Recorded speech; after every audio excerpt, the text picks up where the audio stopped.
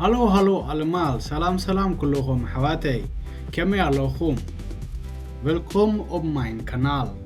قعنا بناتي channel بدحن متأخوم سمي جيز فيكتشري بها ان فنداخا اكمتيلي براته لو ما عندي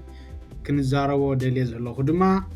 اختر جن مالتيو بوفن دين بتوساخيو داروم سلازيو هاوفل من موقع انت خونه waarschijnlijk ምናልባት outeindelik ኣብ መወዳእታ እንዳበልና ብዛዕባ እዞም ቃላት እዚኣቶም ኣዕሙቕ ኣቢልና ክንርዳእ ኢና ንዖም ከረዳእኩም እየ ምክንያቶም እንታይ ማለቶም እዮም እንዳን መዓስ ክንጥቀመሎም ፀቡቅ ገይረሎም ማዓንቲ እዚኣተን ክረዳእኩም እየ እምበኣረ 6 ሓሳባት እየን 6 ዚነን እየን እዚአን ክንርኢ ኢና ቮርደን እየን ማለት እዩ እዚአን ክንሪአን ኢና share like comment subscribe ناقوركم تابعنيكم مباري متبعكم اي فلاني مبار تمرتنا نقصل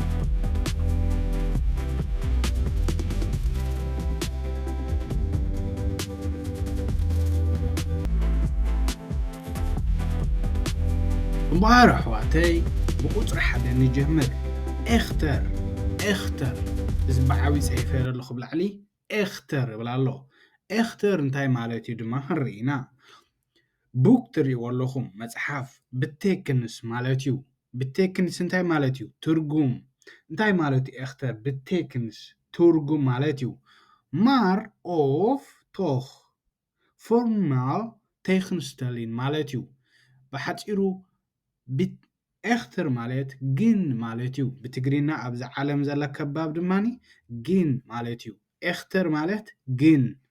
مار اوف توخ كتبت تخيل جن مالتيو فيربلت اندحرينا تحتتا تجرينا زلا فيربلت لبي تريو لكم equal common كمص ادلي اختر يبلا له حج ابتا لبي زلا راي واتا زينن حساب اختر اكهب خينتايت جنتايلو جين جزيه يبلين equal common كمص ادلي جين جزيه يبلين equal common اختر اكهب خينتايت تردياتكم قروب حجيب بفبلت اب تحت دما خرينا تحتيلنا اب زي دما خرينا حجي فربل تري واللهم قطر حدا ندحرينا equal investor انتاي مالتيو نقدي خقبر داليه invest خقبر داليه نقدي اختر هاب نوخ نيت خنوخ كنس مار كنس انتاي مالتيو خنرينا حجي كنس تاي مالتيو فلطت بزعبا اتي كتسورحو دليخا زلخا اخول افلط يبلين تبلا لخا مالتيو equal investered in the bitcoin اختر هبك نوخ نيت خنوخ كنس اب بيتكوين كقبر دليه نعبنت invest كقبر دليه جنزب كسددمو كسرحلو دليه قنا اختر جن هبك نوخ نيت خنوخ كنس جن اخول فلطت نعو زخون يبلين مالتي قطر حدا قطر كلتا تحتويت اندحرينا دما het plan is goed እቲ ተወጢኑ ዝነበረ ውጥን ጽቡቕ ከይዱ het plan is goed ጽቡቕ እዩ echter እንተኾነ ግን het kost veel geld ja bijvoorbeeld wij willen een azina ዓብይ ዲጋ ክንሰርሕ ደሊና በልዋ ኣብ ኤርትራ maar echter het kost veel geld እንተኾነ ግና ብዙሕ ገንዘብ የድልየና ማለት እዩ ድስ ብዛዕባ ፕላንና ንዛረብ ዘለና ሕጂ ቁጥሪ 2 het plan is goed እንታይ ማለት እዩ እቲ ውጥን ጽቡቕ እዩ ማለት እዩ ሓደ ሓሳብ ኣምፂና ኣለና እቲ ሓሳብ ድማ ጽቡቕ እዩ het plan is goed maar ግን echter het kost toch veel geld ብዙሕ ገንዘብ ግና የድልየና ክንሰርሖ ማለት እዩ ሕጂ ብዛዕባ echter 10 ዚናን 10 ሙሉእ ሓሳብ ድማኒ ክንርኢና ምስ ትርጓሙ ከተርጉሙ ድማ እየ በኣረይ شعبني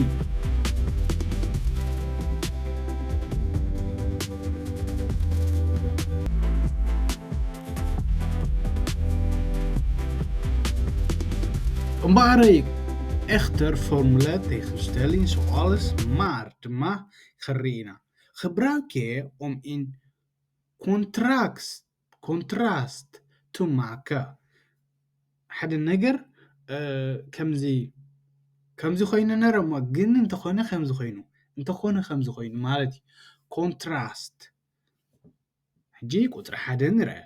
equal investor رئينا يعني احنا هنا equal investor اختر هبئك nog niet genoeg kennis invest كبر دليا جنزب كوفر دليا انت خونا ابت كوفرو زحسوكو وطن ወይ ስራሕ كانت ፍልጠት የብለይን ብዙሕ ስለዚ ከመይ ይሰርሕ ኣይፈልጥን እየ ማለት እዩ ቁጥሪ 2 እንድሕር ኢና het plan klinkt goed እቲ ፕላን ኣዝዩ ጽቡቕ ይመስል klinkt goed echter het is duur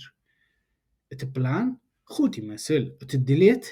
ናይቲ ውጥን ዝሓሰብካዮ ጽቡቕ ይመስል እንተኾነ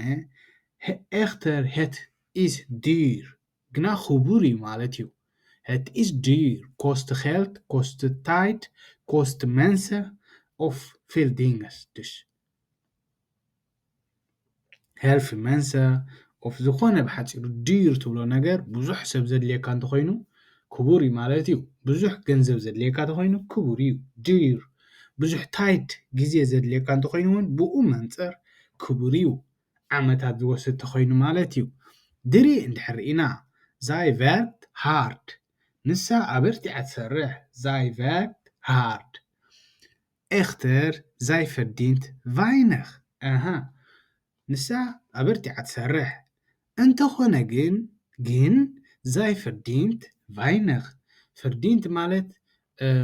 እትእትዎ ገንዘብ እዩ dus zij verdient weinig እንተኾነ ንሳ ትወሃቦ ገንዘብ ሕሱር እዩ ቁሩብ እዩ ማለት እዩ zij werkt hard ንሳ ኣበርቲዓ ትሰርሕ እንተኾነ ብዙሕ ኣይትኽፈልን እያ ውሕድ እያ ትኽፈል ማለት እዩ zij werkt hard echter zij verdient weinig ግን ወይስ zoals ወይ ድማ maar ማለት እዩ ብሓፂሩ echter ማለት እዚኣቶም ሰለስቲኦም ክትጥቀመሎም ትኽእል ኢኻ ፊርምባ ንርአ 4 ሃይ ስሊም ንሱ በሊሕ እዩ ሃይ ስሊም ንሱ በሊሕ እዩ echter soms onzeker ግና ሓደ ግዜ zeker ኣይኮነን ወይ ድማ onzeker እዩ ርግፅና ኣይኮነን ማለት እዩ onzeker እንታይ ማለት እዩ ርግፅና ኣይኮነን zeker ከንታይ እዩ ርግፅና ik ben zeker ንሕልካ ኣነ ርግፅና እየ ማለት እዩ ik ben onzeker ንሕልካ ኸዓ ርግፅና ኣይኮንኩን ዘለኹ dus ሃይ ስሊም በሊሕ እዩ echter ግና ሓደ ግዜ onzeker እዩ ርግፅ ኣይኮነን ዘሎ ማለት እዩ onzeker እንታይ እዩ ርግፅና ኣይኮነን dus echter soms onzeker 5 ድማ ንርአ ik begrijp je punt ናትካ ፖይንት 4 ነጥቢ ተረዲኦ ኣለኹ ik begrijp je punt ናትካ ነጥቢ ተረዲኦ ኣለኹ echter ik ben het niet eens እንተኾነ ግን ኣነ ምስቲ ናኻ ነጥቢ ኣይሰማማዕን እየ ናትካ ፕላን ናትካ ዘረባ ናትካ ሓሳብ ናትካ ድሌት ክኸውን ይኽእል እዩ echter ik ben het niet eens ግና ኣነ ምሳኻ እንታይ ማለት እዩ ኣይሰማማዕን እየ ተረዲአካ ሓሳብካ ኣይሰማማዕን እየ ማለት እዩ 5 ik begrijp je punt 4 ነጥብኻ መዕረፊ ናይ ሓሳባትካ ተረዲኦ ኣለኹ echter ik ben het niet eens ግና ኣይተሰማማዕኹም 6 ድማ ንርአ wij willen beginnen ንሕና ክንጅምር ዘሊና ኣለና wij willen beginnen echter wij wachten nog እንተኾነ ንሕና ንፅበ ኣለና echter wij wachten nog ግን ንሕና ንፅበ ኣለና ስለምንታይ ግን ትፅበ ሰብ wij willen beginnen ንሕና ክንጅምር ደሊና ኣለና ግና wij wachten nog ግና ክንፅበ ኣለና ግድን ቫይቫኽተ ኖኽ እንታይ ኢና ክንፅበ ዘለና ንኣብነት ሓላፊ ደልሞ ገለ ክገብር ትደሊ ኩላኻ እቲ ሓላፊ ድማ ኖ ሓንሳብ ርግፀና ክንኩን ወይ ከምዚ ይብለካ ድሽ ኣብዚ ግዜ እዚ ክትጥቀመሎም ትኽእል ቫይቨለ ብኺነ ንሕና ክንጅምር ደሊና ኤኽተር ቫይቫኽተ ኖኽ ፎር ደ ባስ ድሽ ፎር ሓላፊኻ ማለት እዩ ንኣብነት እየ ዝብል ዘለኹ ሸውዓተ ከዓ ንርአ ሰይፍ ይብልዎ በዛ ዓዲ het idea is interesting het idea is interessant እንታይ ማለት እዩ እቲ አይዲያ እቲ ሓሳብ ማለት እዩ አይዲያ ሓሳብ እዩ ሕጂ het idea is interessant እቲ ሓሳብ ኣምፂዎ ዘሎ ንሱ ኣገዳሲ እዩ ኤኽተር ግን ኒት ሪያሊስቲስ ግና ከዓ ክኸውን ዘይክእል ማለት እዩ ንኣብነት ያይበልና ማርስ ካን ዳር ቦነ ንኣብነት የዝብ ዘለኹ ንማርስ ኬድካ ክትነብር ትደሊ ግና ኤኽተር ኒት ሪያሊስቲስ እንታይ ማለት እዩ ማርስ ኬድካ ክትነብር ኣይትኽእልን ኢኻ እቲ ፕሮብለም ድማ ማይ የለን ንፋስ የለን ኣብ ባይታውን ጠጠው ክትብል ተኽእሎ የለን ምክንያቱ ክትነፍር ዓይነት ኢኻ ማለት እዩ ሓፍሓፍ ኢኻ ትብል ድሕሪ ሓፊልካ ሜተር ትኸይድ ንላዕሊ ማለት እዩ ድዩሽ ዓመት ትገብርን ትመውት ማለት እዩ ምክንያቱ ሓፍ ኮፍ ክትብል ኣይትኽእልን ኢኻ መዓልታዊ ድዩሽ het idea is interesting እቲ አይዲያ ኣገዳሲ እዩ ብጣዕሚ ዘገርም እዩ እንተኾነ ኤኽተር het ኒት ሪያሊስቲስ ግና ትኽክልን ብርግፅን ኣይኮነን ማለት እዩ ሸሞንተ ከዓ ንርአ ik heb gespaard ገንዘብ እዩ ሕጂ እዚ ገንዘብ ኣዋህሊለ ማለት እዩ ik heb gespaard ገንዘብ ኣዋህሊለ ቆጢበ ኤኽተር እንተኾነ ግን ኤኽተር ኒት genoeg ትኾነ እኹል ኣይኮነን ድዩሽ ንኣብነት ገንዘብ ተዋህልል ገዛ ክትገዝእ ንገዛ ክትገዝእ ድማ 30-40 ሺሕ ድልየካ ክትጅምሮ ድዩሽ ik heb gespaard ኤኽተር ኒት genoeg ግና ከዓ እኹል ኣይኮነን ዘሎ ጌና ከዋህልል እየ ማለት እዩ ግና 30-40 ሺሕ የድልየካ ማለት ኣይኮንኩን ብኸምኡ ወሲድኩም ገዛ ምግዛእ ከይተቋርፁ ኣሕዋተይ ኩሉ ግዜ ኣንብቦ እቲ ክስታይ ብኸምኡ እየ ስለተዛረብኮስ ክቕይሮ ከኣለኒ ማለት ንኸረዳእኩም እየ ተዛሪበ እምበር ክንድኡ የድልየካ ማለት ኣይኮነን ገዛ ክትገዝእ ከከም ዓይነት ድልየትካ እዩ ከከም ስራሕኻ ብዙሕ ዓይነት ፍልሊ ኣለዎ ኣፅኒዕኹም ክትገዝኡ ደልዩ በዚ ናተይ ዘረባ ገለ ከይተቋርፅ ኢለ እየ ድዩሽ ik heb gespaard ኤኽተር ኒት genoeg እንተኾነ ግና እኹል ኣይኮነን ማለት እዩ ትሽዓተ ድማ ንርአ het weer is mooi እቲ ወይዘር ጥቡቕ ኣሎ ኤኽተር koud ግና ከዓ ንፋስ ኣለዎ ቁሪ ዘለዎ ንፋስ ኣለዎ ግን koud እዩ ግን ቁሪ እዩ het weer is mooi ኤኽተር koud ግና ከዓ ቁሪ ኮይኑ ማለት እዩ ዓሰርተ ድማ ንርአ ሃይፐርቤርት het ንሱ ይፍትን ሃይፐርቤርት het ንሱ ይፍትን ኤኽተር ዞንደር ሲክሰስ ንሱ ይፍትን ግና ከዓኒ ሲክሰስ ኣይኮነን ዘሎ ዞንደር ሲክሰስ ሃይፐርቤርት ኣልታይድ ማር ዞንደር ሲክሰስ ሶሪ ዞንደር ሲክሰስ ኩሉ ዝፅዕር ግን ይዕወት እዩ ፍኮርስ ሶምስ ትወድቕ ሶምስ ትድቅስ ግዜ የብለይን ትብል ግን ክትጅምር ኣለካ ኩሉ ሰብ ከዓኒ እንድሕር ናይ ልቡ ሰሪሑ ድሕሪ ናይ ልቡ ኩሉ ግዜ ኣፅኒዑን ብዛዕባኡ ተማሂሩን ኩሉ ግዜ ይዕወት እዩ ማለት እዩ ድዩስ ሃይፐርቤርት het ኤኽተር ዞንደር ስትረስ ሶሪ ኤኽተር ዞንደር ሲክሰስ እሱ ይፍትን እዩ ግና ሶምስ ኣይዕወትን ኣይተዓወተን ዘሎ በዕረይ ጂ ክልተ ክንርኢ ኢና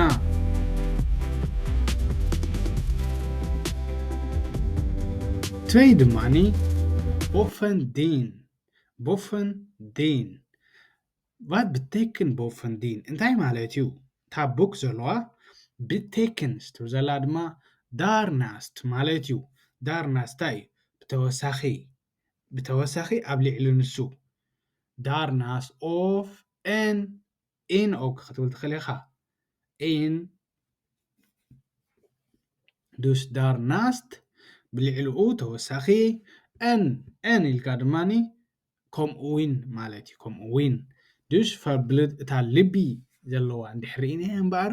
ሃይ ኢዝ ስሊም ንሱ በሊሕ እዩ በሊሕ ብልህ እዩ ንሱ ብልህ እዩ ቦፈንዲን ራእይ ሕጂ ብተወሳኺ ቦፈንዲን ብተወሳኺ werkt hij hard ኣብ ልዕሊኡ ድማ ብርቱዕ ኣበርቲዑ ይሰርሕ ንሱ ብልህ እዩ ብልህ ማለት በሊሕ ማለት እዩ ብልህ እዩ ብተወሳኺ ኣበርቲዑ ይሰርሕ ኣበርቲዑ ድማ ይሰርሕ እምበኣር ሕጂ ባይ ፈርቤልት እንድሕር ርኢና ፈርቤልት ቁፅሪ 1 ታሕተወይቲ ik wil rijk worden ኣነ ከብትም ይደሊ ik wil rijk worden bovendien ተወሳኺ wil ik financiële vrijheid ድማ ይደሊ ማለት እዩ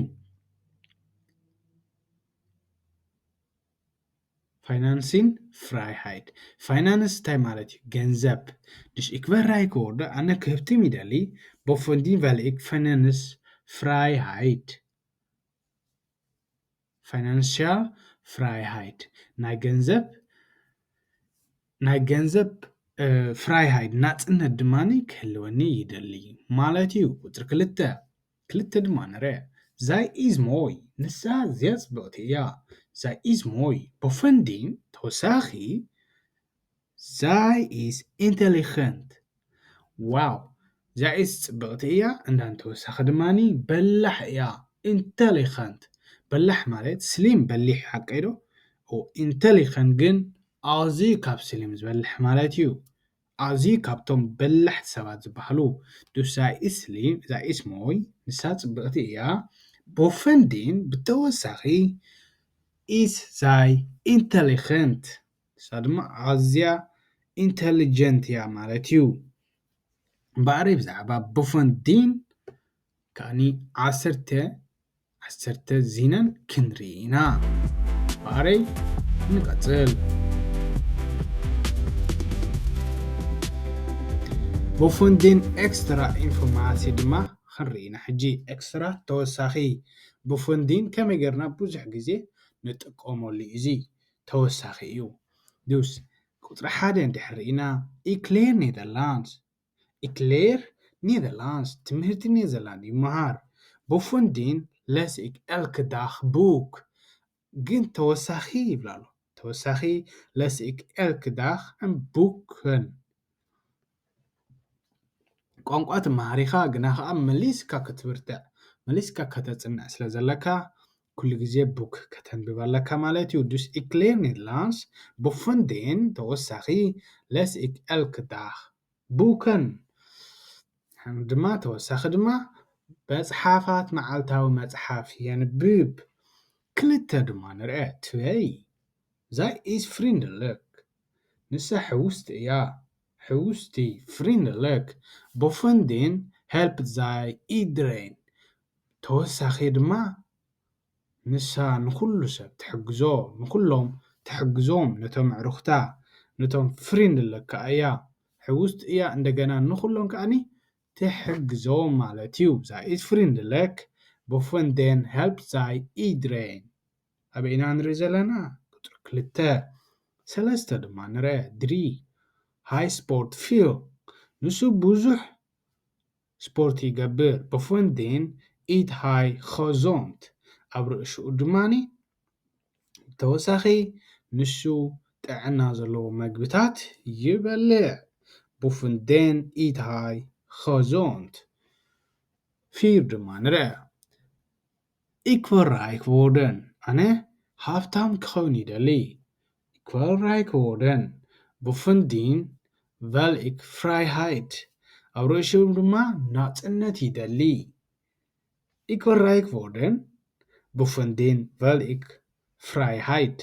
ኣብ ርእሽኡ ኣነ ራይክ ክኸውን ይደሊ ኣብ ርእሽኡ ድማ wil ik vrijheid ናጽነት ከዓ ይደሊ ሓሙሽተ ኸ ንሪአ het huis is groot እዚ ገዛ እዚ ዓብይ እዩ het huis is groot bovendien ተወሳኺ ኤክስትራ is het goedkoop ገዛ ርኢኹም ክረውተ ገዛ ርኢኹም ግና ከዓኒ ዋግኡ ከዓ ሕሱር dus እንታይ ትብሎ ሕጂ het huis is groot bovendien ተወሳኺ ኣብ ርእሽኡ is het goedkoop ሕሱር ድማ እዩ ማለት እዩ is het bovendien is het goedkoop zes ድማ ንሪአ ሽዱሽተ zij is mooi ንሳ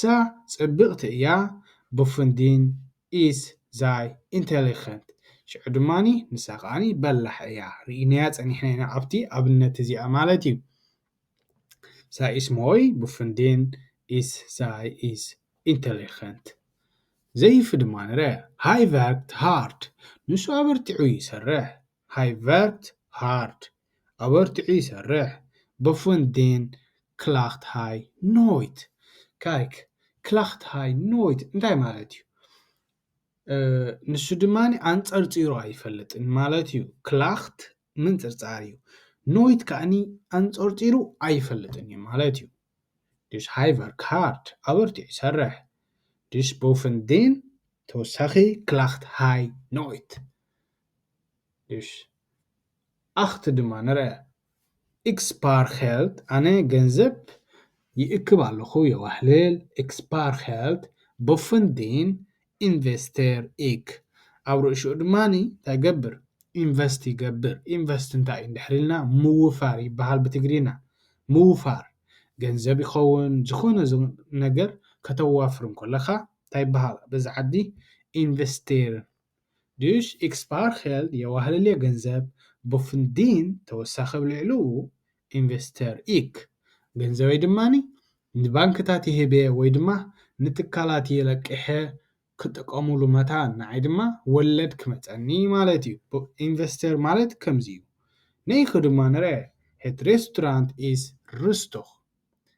እቲ ሬስቶራንት ህዱእ እዩ ማለት እዩ het restaurant is rustig bovendien is het gezellig እቲ ሬስቶራንት ህዱእ እዩ ህዱእ እዩ rustig ማለት ፀጥታ ዘለዎ ሬስቶራንት ማለት እዩ እንዳ ሻሂ ሬስቶራንት ትፈልጥዎ ኢኹም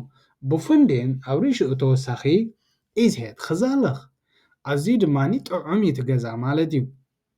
ምናልባት ጥዑማት ስድራ ቤት ይህልዎ ጥዑማት ዋናታት ወይ ድማ ጥዑማት ሰራሕተኛታት dus ሬስቶራንት ይህልወኩም ትኸድዎ እንዳ ፒሳ ኸውን ዝኾነ ነገር ወይ እንዳ ሽሺ እቶም ኣብኡ ዝሰርሑ ፍሪንድለክ ኣዝዮም ሕዉሳት መስሓቕቲ ገለመለ dus ንዖም ክትርኢ ምስኦም ክትዛረብ ኢልካ እውን ትኸይድ ማለት እዩ het restaurant is rustig bovendien is het gezellig ኣብ ርእሽኡ ድማ ጥቡቕ እዩ እቲ ገዛ ጥዑም እዩ ማለት እዩ gezellig እዩ መስሓቕ ገዛ እዩ ማለት እዩ ዓሰርተ ድማ ንሪአ de cursus is goed de cursus is goed bovendien is hij betaalbaar እቲ ትምህርቲ ፅቡቕ እዩ de cursus is goed ትምህርቲ ፅቡቕ እዩ bovendien ኣብ ርእሽኡ ድማ ተወሳኺ is hij betaalbaar ኣብ ርእሹ ድማ ክትከፍሎ ኣየሸግርን እዩ ማለት እዩ ክቡር ኣይኮነን de cursus is goed bovendien is hij betaalbaar እሱ ድማ ንሽዑ እንታይ እዩ ክትከፍሎ ደየሸግር ኣይኮነን ሕስር ዝበለ እዩ ማለት እዩ እምበኣረይ ከም ፈደር ሳዕብኒ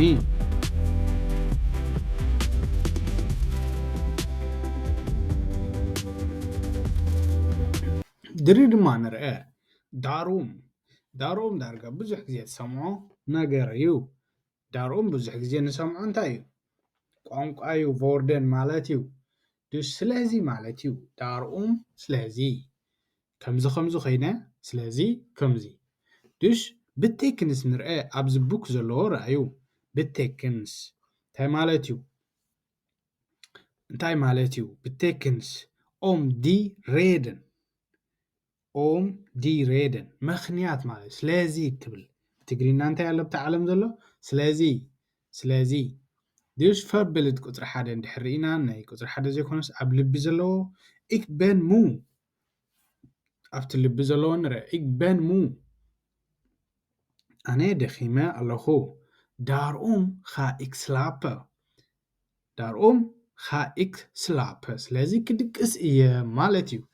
daarom ga ik slapen ik ben moe ደኺምና ኣሎ ስለዚ ክድቅስ ኣለኒ ማለት እዩ dus ክድቅስ ክኸይድ እየ ik ben moe daarom ga ik slapen gebruik jij voor een reden reden እንታይ ምኽንያት ማለት እዩ ስለዚ ምኽንያት እዩ ስለዚ ምኽንያት ሽዑ ተምፅእ ማለት እዩ ፈልብል ቁጥሪ 1 እንድሕር ኢና ብታሕቲ ik wil succesvol worden ኣዝዩ ዕዉት ክኸውን ይደሊ ik wil succesvol worden daarom werk ik elke dag hard እንታይ ብላ ሕጂ ኣነስ በቃ ብርቱዕ ሰብኣይ ክኸውን ይደሊ successful ኣዝዩ ብርቱዕ daarom ስለዚ ኣነ ኣበርቲዐ መዓልታዊ ይሰርሕ daarom werk ik elke dag hard elke dag እንታይ ኢለ hard መዓልታዊ ኣበርቲዐ ይሰርሕ ትበይ ከዓ ንርአ ክልተ ብታሕቲ ik ben moe ደኺምኒ ik ben moe ደኺመ ኣለኹ daarom ga ik vroeg slapen ስለዚ ከይደ ኣነ ቀልጢፈ ክድቅስ እየ daarom ga ik vroeg እንታይ ምቕልጣፍ እዩ slapen ga ik vroeg slapen ik ben moe daarom ga ik vroeg slapen ትብል ማለት እዩ እምበኣረይ 10 ከዓኒ ከምተን ለሚድናየን ዘለና 10 ዚናን ድማ ክመፃየን ሕጂ ንርአየን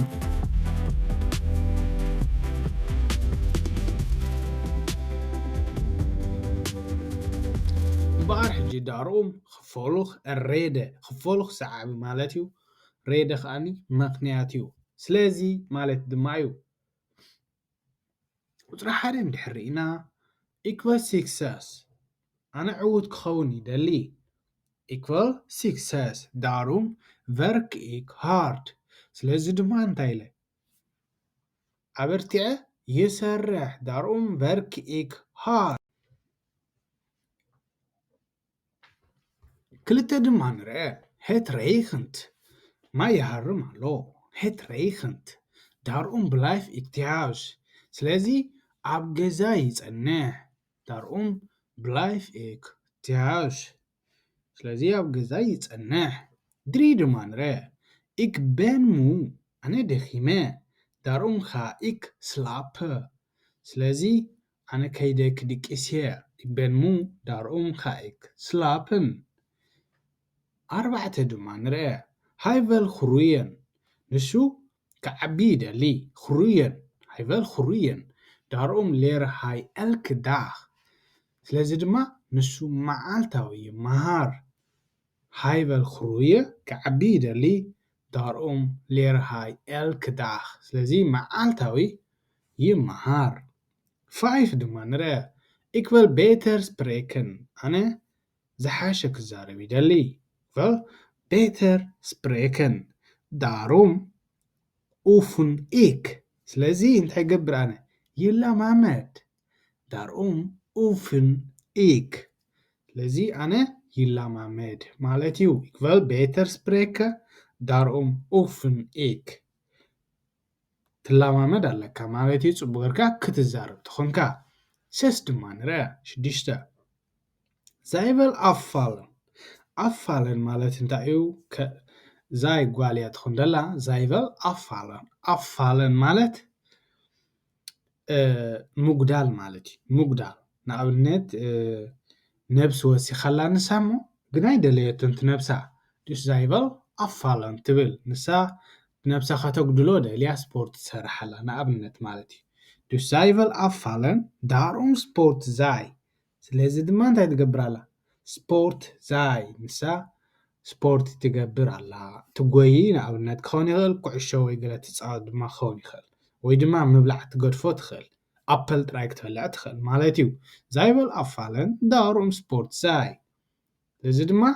ንሳ ስፖርት ትገብር ኣላ 7 ድማ ንርአ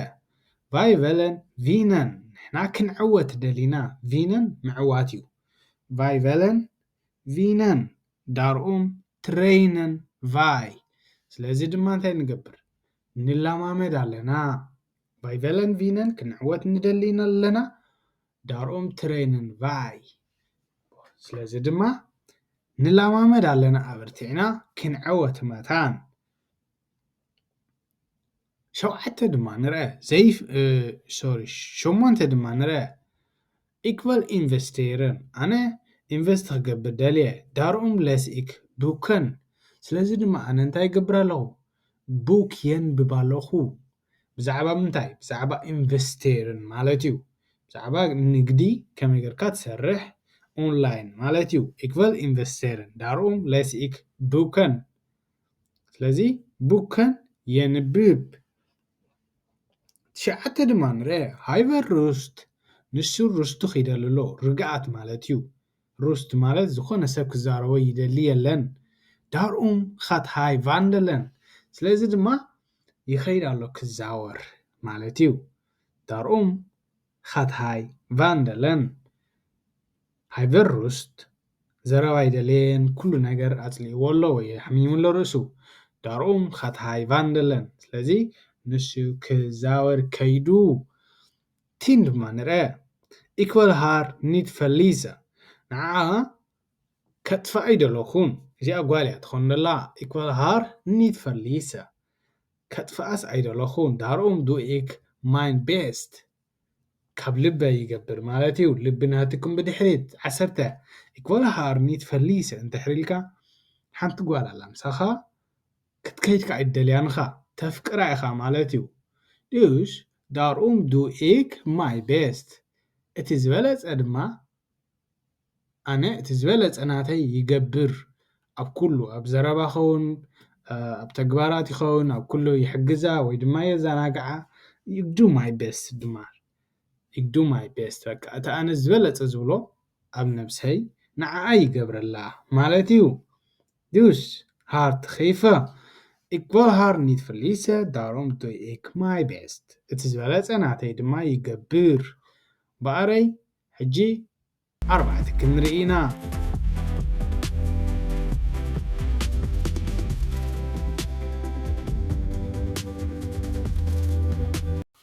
ፊር ድማ how well dus dat betekent ook al zelfs alles ምንም እኳ እንተኾነ ምንም እኳ ፈርብልድ እንድሕሪና ብዛ ልቢ how well het moeilijk is ምንም እኳ ከቢድ እንተኾነ እፍትኖ ኣለኹ probeer ik het how well het moeilijk is probeer ik het ምንም እኳ ከቢድ እንተኾነ እፍትኖ ግና እፍትኖ ኣለኹ ማለት እዩ ፈርብልድ ቁጥር 1 ንርአ ብታሕቲ how well het moeilijk is blijf ik oefenen ኔዘርላንድ ሕጂ ከቢድኒ ዋላ እንዳሃለወ እንከሎ ምንም እኳ ከቢድ እንተኾነ ግን ኣነ ገና ይስኢለ ይቆጽል ኣለኹ ኡፍነን ይገብር ኣለኹ ማለት እዩ blijf ik oefenen ትበይ ድማ ንርአ how well ik weinig tijd heb ዋላ ምንም እኳ ውሑድ ግዜ እንተሃለወኒ leer ik Nederlands ግናኸ ኣብታ ዘለዋን ሰዓት ኔዘርላንድ እየ ዝመሃር how well ik weinig tijd heb leer ik Nederlands ምንም እኳ ቁሩብ ግዜ እንተሃለወኒ ዘን ግዜ እዚአን ግና ኔዘርላንድ ይመሃረለን ማለት እዩ ድሪ ድማ ንርአ na how well komt meestal in bijzin na how well komt meestal in bijzin what is bijzin bijzin is ik het of weet je ዝኾነ ክኸውን ይኽእል ካብኡዋት ሃይ ዛይ እንዳበለት ክመጽእ ይኽእል ማለት እዩ ድዩስ ብዛዕባ how well ሕጂ 10 ዜናን ድማ ክንርኢና በኣረይ wij gaan door we gaan nooit stoppen we gaan blijven oefenen we gaan Nederlands leren በኣረይ ምስሓብ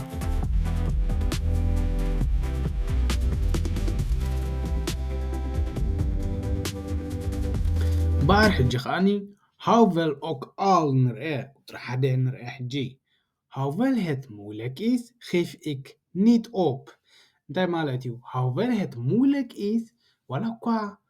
ከቢዱ እንተሃለወ ምንም እኳ ከቢዱ እንተሃለወ geef ik niet op ግና ኢደይ ኣይህብን እየ ኣብ ስራሐይ ኣብ ትምህርተይ ኣብ ዝኸዶ ዘበለ ኩሉ ነገር ዕዉት ክኸውን ጥራይ እየ ዝደሊ ክወድቕ እያ ክትስእ እያ ክወድቕ እያ ክትስእ እያ 7 ግዜ ወድቕ 8 ግዜ ይትስእ Dus dat is de regel van Abraham. Abraham Afwerki. Dus hoewel het moeilijk is, geef ik niet op. كودق إياه كتسئية شو عتك زي ودق شو منتك زي تسئيل إبراهام حقنا إبراهام مالتي نرأيه بقول نرأيه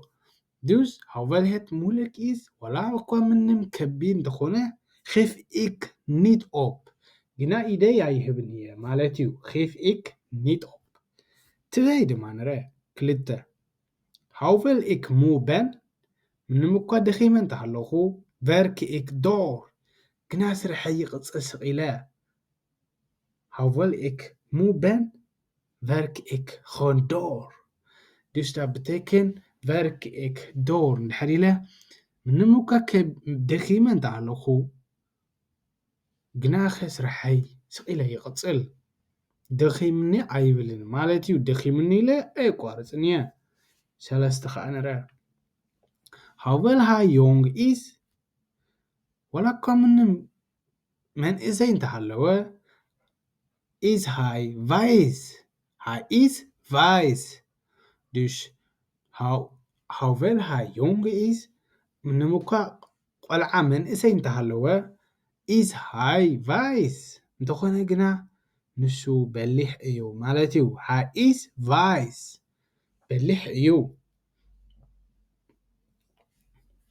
ቫይዝ ማለት በሊሕ እኳ ኣይኮነን ዊዝደም በሊሕ ስሊም እንድዩ ዋይዝ ማለት ግን ካብ ስሊም ብርትዕ ዝብል ኮይኑ ፍልጠት ዝመልኦ እንደገና ኣተሓሳስብኡ ኮምፕሊት ዓይነት እዩ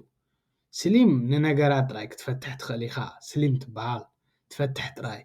ቫይዝ ግን መፍትሕ ጥራይ ኣይኮነን ፍልጠት መፍትሕን ሰለስቲኡ ኣርባዕቲኡ ተሓዋወሰ እዩ ትፈልጥ ኢኻ ትፈትሕ ትኽእል ኢኻ ክትርዳእ ከዓ ትኽእል ኢኻ መጻኢ ክትርዳእ ትኽእል ሕሉፍ እውን እንታይ ነይሩ ክትርዳእ ትኽእል ቫይስ ትበሃል ማለት እዩ dus እንዳዓበኻ ምስ ከድካ ቫይዘር እንዳኾንካ ኢኻ ትኸይድ እንዳበላሕኻ ንዓለም ፅቡቅ ጌርካ እንዳፈለጥካያ ናይ ወዲ ሰብ ሂወት እውን ኩሉ እንዳፈለጥካ ኢኻ ትኸይድ dus dat is wijzer ይበሃል dus hoewel ook jong is ምንም እኳ young እንተሃለወ መንእሰይ ማለት young እንተሃለወ መንእሰይ እንተሃለወ ግና ከዓ በሊሕ እዩ wisdom ኣለዎ ዋይዘር ማለት እዩ vier ድማ ንርአ hoewel het regent ga ik naar buiten ምንም እኳ ማይ እንተሃረመ ግና ግድን ክኸይድ ኣለኒ ga ik naar buiten ተኾነ ናብ ደገ ክኸይድ እየ ምናልባት ክሰርሕ ክኸውን ይኽእል ካልእ ነገር dus hij moet naar werk ንኣብነት hoewel het regent ምንም እኳ ማይ ይሃርም እንተሃለወ ga ik naar buiten ግና ናብ ባውተ ክኸይድ እየ ናብ ደገ ማለት እዩ ሓሙሽተ ከዓ ንርአ hoewel ik weinig geld heb ምንም እኳ weinig ውሑድ ገንዘብ ተሃለወኒ ben ik dankbaar hoewel ik weinig geld heb ben ik dankbaar ምንም እኳ ቁሩብ ገንዘብ እንተሃለወኒ ግና ኣነ ኣመስጋኒ እየ ማለት እዩ በቲ ዘለኒ ዕጉብ እየ ben ik dankbaar dus 6 ድማ ንርአ 6 hoewel zij druk is ምንም እኳ ንሳ ፅዒቕዋ እንተሃለወ maak zij tijd voor mij dus hoewel zij druk is maak zij tijd voor mij dus dat betekent is ሓንቲ ጓል ኣላ ፅዑቕ እዩ ዘለዋ ማለት እዩ ብዙሕ ስራሕ ብዙሕ ነገር ኣለዋ ግና ንዓኻ ፍራይ ግዜ ትበካ ማለት እዩ dus zij misschien verlof ትፈትወካ ክትኮን ትኽእል እያ ወይ ድማ ኣዝያ ትግደሰልካ ሰብ dus maak zij tijd voor mij ንሳስ ንዓይ ግዜ ትገብረለይ ግዜ ትበኒ ግዜ ትገድፈለይ ኣብ መንጎ ስራሓት እትወኒ ማለት እዩ dus dat is gewoon interesting and then respectful ማለት እዩ dus ሰይፉ ድማ ንርአ hoewel het lang duurt ምንም እኳ ነዊሕ እንተፀንሐ blijf ik wachten hoewel het lang duurt blijf ik wachten ምንም እኳ ከቢድ ነዊሕ ምፅናሕ እንተኾነ ኣነ ግና ክፀንሕ እየ ማለት እዩ blijf ik wachten ሸሞንተ ከዓ ንርአ hoewel hij fout maakt ምንም እኳ ጌጋ እንተገበረ leer hij snel ግና ንሱ ቀልጢፉ ይመሃር hoewel hij fout maakt leer hij snel ሰብ መቸም ፋውት ይገብር እዩ ዘይገብር ፋውት ኣሎ ኢልካ ክትሓስብ መልኣኽ ጥራይ ክኸውን ኣለዎ dus hoewel hij fout maakt leer hij snel ንሱ ምንም እኳ ጌጋ እንተገበረ ግና ቀልጢፉ ይመሃር ካብ ጌጉኡ ማለት እዩ ትሽዓተ ድማ ንርአ hoewel ik bang was ምንም እኳ ፈሪሐ እንተነበርኩ sprak ik toch ግና ተዛሪበ ማለት እዩ sprak ik toch ምንም እኳ ፈሪሐ እንተነበርኩ ግና ከዓኒ ተዛሪበ እየ ማለት እዩ spreek ik toch sprak ik toch ተዛሪበ እየ toch ሓቀይ ማለት እዩ ዓሰርተ hoewel het spannend is ምንም እኳ እንተኸበደ spannend interesting ወይ spannend ዘፍርሕ እንተኾነ geniet ik ervan እንተኾነ ግና ተሓጒሰ እየ ማለት እዩ ምንም እኳ ዘፍርሕ እንተኾነ geniet ik ervan ግና ካብኡ ተሓጒሰ እየ ማለት እዩ እምበኣረይ ክልተ ተሪፈናን ኣለዋ ክንቅፅል ኢና ኣሕዋተይ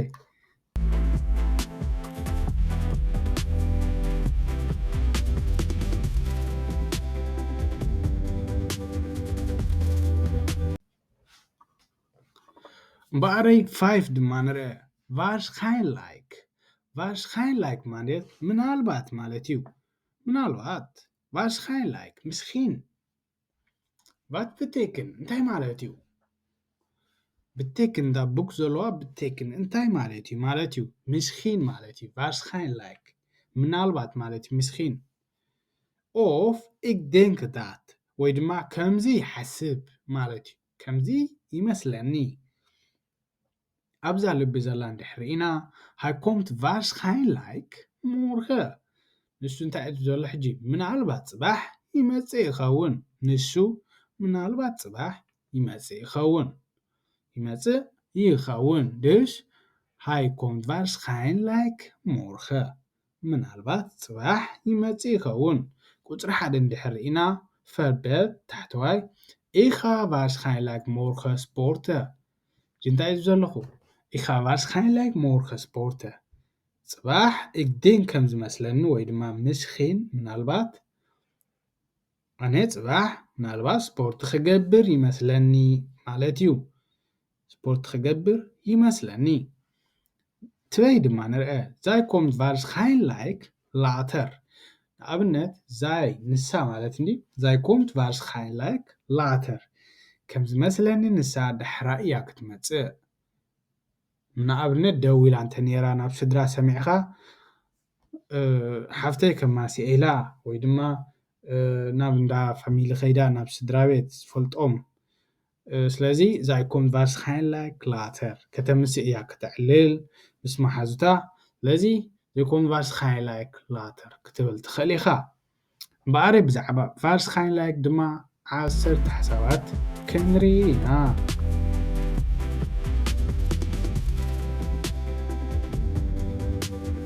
እምበኣር ሕጂ waarschijnlijk ንርአ denk ik ማለት እዩ ወይ ድማ ምስኪን ወይ ድማ ምናልባት ማለት እዩ ወይ ድማ ምናልባት ቁፅሪ ሓደ እንድሕር ኢና ik kom waarschijnlijk morgen ከም ዝመስለኒ ፅባሕ እየ ክመፅእ ik kom waarschijnlijk morgen ከም ዝመስለኒ ኣነ ፅባሕ እየ ክመፅእ ክልተ ድማ ንርአ zij belt waarschijnlijk later ከም ዝመስለኒ ንሳ ዳሕራ እያ ክትድውል Zij belt waarschijnlijk later. ንሳ ዳሕራይ እያ ከም ዝመስለኒ ዳሕራይ እያ ክትድውል ሰለስተ ድማ ንርአ ሃይ ቪንት waarschijnlijk deze strijd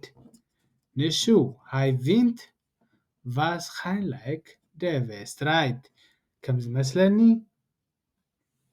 ንሱ ተዓዊቱ እዩ ማለት እዩ ንኣብነት ቦክስ ትርኢ እንተለኻ እሞ ቦክስ ጉስጢ ማለት እዩ ሕጂ ዘይርዳእካ መን እዩ ክዕወት ገለመለ ማለት እዩ ግን ብግምት ግን ከም ዝመስለኒ ሃይ ቪንት waarschijnlijk deze strijd ክትብል ትኽእል ኢኻ እዚ ከም ዝመስለኒ ክዕወት እዩ ወይ ድማ ተዓዊቱ ኣሎ ፊር ድማ ንርአ het wordt waarschijnlijk koud ከም ዝመስለኒ እንታይ ይብላ ኣሎ koud ክኸውን እዩ het wordt waarschijnlijk koud ቁሪ ክኸውን እዩ ማለት እዩ het wordt waarschijnlijk koud 5 ድማ ንርአ ik ga waarschijnlijk investeren ኣነ ከይደ ከውፍር እየ ገንዘብ ማለት እዩ ik ga waarschijnlijk investeren ከም ዝመስለኒ ኣነ ገንዘብ ከውፍር እየ ማለት እዩ ዘስ ድማ ንርአ zij is waarschijnlijk thuis ከም ዝመስለኒ ንሳ ኣብ ገዛ እያ ዘላ zij is waarschijnlijk thuis ንሳ ከም ዝመስለኒ ኣብ ገዛ እያ ዘላ ሸውዓተ ድማ ንርአ wij beginnen waarschijnlijk volgende week ከም ዝመስለኒ ዝመፅ ዘሎ ሰሙን ክንጅምር ኢና wij beginnen waarschijnlijk volgende week ዝመፅ ዘሎ ሰሙን ክንጅምር ኢና ሸሞንተ hij begrijpt het waarschijnlijk niet ንሱ ኣይተረድኦን ዘሎ hij begrijpt het waarschijnlijk niet ምስኪን ኣይተረድኦን ዘሎ ምናልባት ንሱ ኣይተረድኦን ዘሎ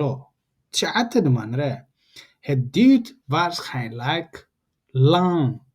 ከም ዝመስለኒ ነዊሕ ክወስድ እዩ het duurt waarschijnlijk lang ከም ዝመስለኒ ነዊሕ ክወስድ እዩ ማለት እዩ ዓሰርተ ድማ ንርአ zij zingt waarschijnlijk ja sorry zij zegt waarschijnlijk ja ንሳ ከም ዝመስለኒ ያ ኢላ እያ ማለት እዩ ያ ኢላ እያ ዝኾነ ሓቲትካያሊ ዝኾነ ነገር ብሓፂሩ zij zegt waarschijnlijk ja እምበኣረይ ቀሪብና ኢና ሕጂ ናይ መወዳእታ ሻድሸይቲ ተሪፋና ኣላ ብኣኣ ድማኒ ሓሳብና ክንዓፂ ኢና ንሎሚ በኣረይ ሰዓብኒ ንዓኣ ክንብየን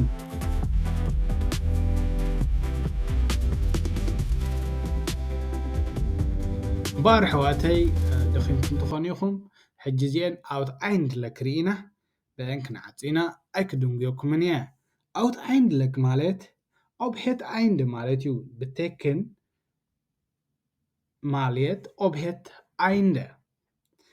ናይ መወዳእታ ኣብ መወዳእታ ወይ ድማ ተንስለውተ መዕፀዊ ኣብ መወዳእታ ማለት እዩ ፈርብሉድ ዛልቢ ዘለዋ እንተሕርኢና ኣውትኣይንድለክ zal ik winnen ኣብ መወዳእታ ክዕወት እየ ማለት እዩ ኣውትኣይንድለክ zal ik winnen መወዳእታ ክዕወት እየ ባር ቁጥሪ ሓደ ንርአ ik begin klein ኣነ ንእሽተይ ጀሚረ maar uiteindelijk wil ik een grote bedrijf ኣነ ንእሽተይ ጀሚረ ik begin klein maar ኣብ መወዳእታ ግን wil ik een grote bedrijf ንእሽተይ bedrijf ጀሚረ እንተኾነ ግና ኣብ መወዳእታ ዓብዪ bedrijf ዓብዪ ትካል ክኸውን እየ ዝደሊ ማለት እዩ ንእሽተይ ትካል ጀሚረ እንተኾነ ግን ኣብ መወዳእታ ዓብዪ ትካል ክኸውን ይደሊ ik begin klein maar uiteindelijk wil ik een grote bedrijf ክልተ ድማ ንርአ ትበይ het was moeilijk ከቢድ ነሩ het was moeilijk maar uiteindelijk lukt het እንተኾነ ግን ኣብ መወዳእታ ሰሊጡ ከቢድ ስራሕ ነሩ ንኣብነት ማር እንተኾነ ሰሊጥና ማለት እዩ ማር ኣውትኣይንድለክ ኣብ መወዳእታ ግን ሰሊጥና ድዩሽ ብዛዕባ እዚአን ድማኒ 10 ዜናታት ንርአ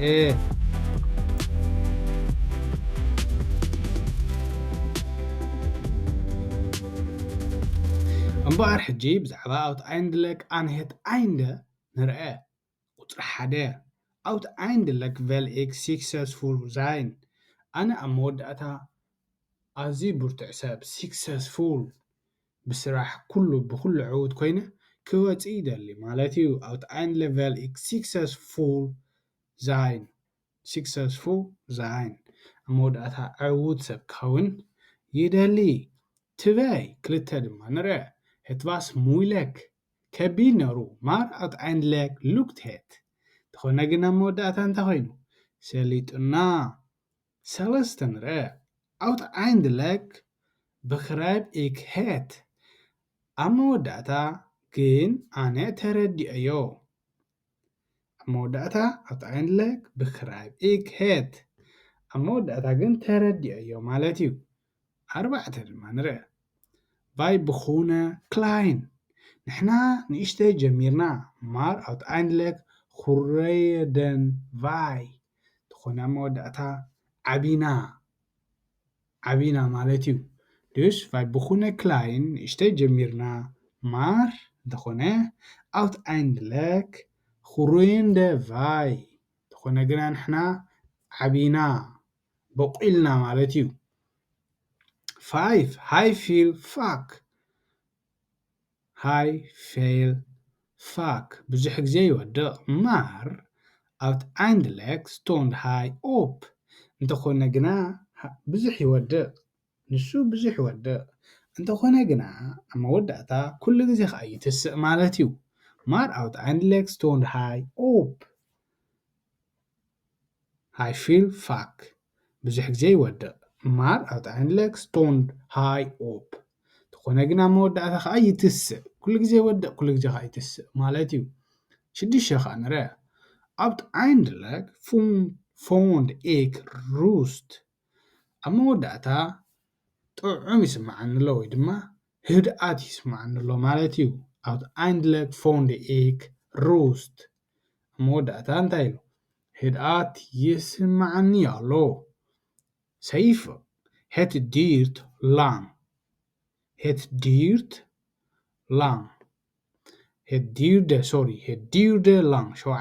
duurde lang maar uiteindelijk wonnen wij እንተኾነ ግና ተዓዊትና ነዊሕ ፀኒሑ እንተኾነ ግና ተዓዊትና ማለት እዩ uiteindelijk wonnen wij 8 uiteindelijk wil ik een eigen bedrijf ኣብ መወዳእታ ኣነ ናይ ባዕለይ ትካል ይደሊ ማለት እዩ uiteindelijk wil ik een eigen bedrijf ኣብ መወዳእታ ናይ ባዕለይ ትካል ይደሊ 9 zij twijfelde ንሳ ትጠራጠር ኣላ zij twijfelde maar uiteindelijk koos zij mij ንኣብነት ሓንቲ ጓል ተሓታ እሞ ሓስበሉ እየ ከምዚ ወይ ድማ ፀገም ናትካ ከምዝለካ ከምዚ ፈልጠልካ እየ እሞ ኢላ ክትሓስብ ትፀንሕ dus zij twijfelde ንሳ ትጠራጠር ኣላ maar uiteindelijk እንተኾነ ግን ኣብ መወዳእታ ኮስ እንታይ ኪዘ ኮስ ማለት ስለ ዝመረፆቶ ናይ ሕሉፍ እዩ dus 9 ኢና ንርኢ ዘለና zij twijfelde ትጠራጠር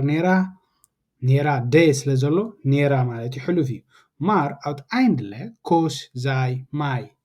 ኣብ መወዳእታ ግን ንሳ ንዓይ መሪፃ ማለት እዩ dus maar uiteindelijk koos zij mij ንሳ ግና ንዓይ መሪፃ ኣብ መወዳእታ